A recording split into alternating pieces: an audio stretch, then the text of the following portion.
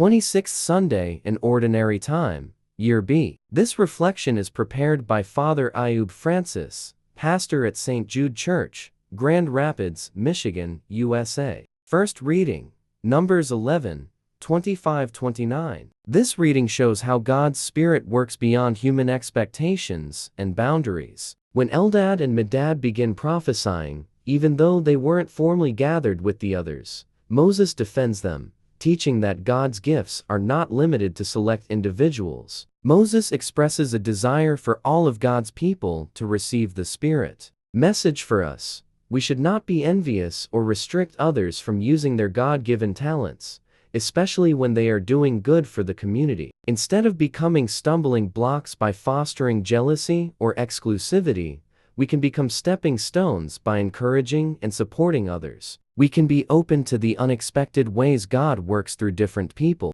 Example, in a workplace, if a colleague excels or receives a promotion, we should not feel threatened or jealous, but rather support and celebrate their success, recognizing that their achievements can benefit the entire team. Psalm 19, 8, 10, 12, 14. The psalm celebrates the goodness of God's law, which is perfect, trustworthy, and life-giving. It reflects on how God's teachings guide us, cleanse us from hidden faults, and keep us from sin. Example, when dealing with friends or family, sometimes our words or attitudes can hurt without us realizing it. A kind word or an apology, when necessary, can help heal relationships and ensure we are not causing pain to others unknowingly. Message for us: God's commandments are not burdens, but treasures that help us avoid harming others and lead us to do good. In practical ways, we should regularly examine our actions to ensure they align with God's will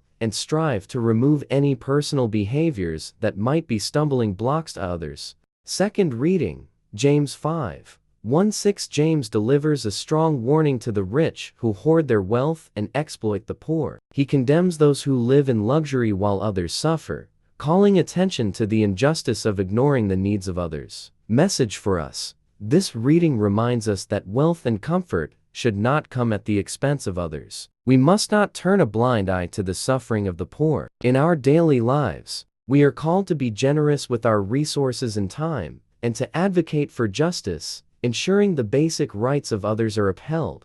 Example, if we are in a position of power, whether as employers, leaders, or simply as people with means, we should ensure that those who work for us or rely on us are treated with fairness, dignity, and care. This could involve paying a just wage or supporting charitable causes that help those in need. Gospel, Mark 9:38-43, 45, 47, and 48. In the Gospel, Jesus rebukes the disciples for trying to stop someone from casting out demons in his name just because he wasn't part of their group. Jesus teaches them not to hinder anyone doing good. He warns that leading others into sin is a serious offense and emphasizes that we must rid ourselves of anything that leads us away from God. Message for us: we must not become barriers to the good works of others, even if they do things differently than we would. Instead, we should focus on helping others and removing from our lives anything that might cause us or others to stumble in faith.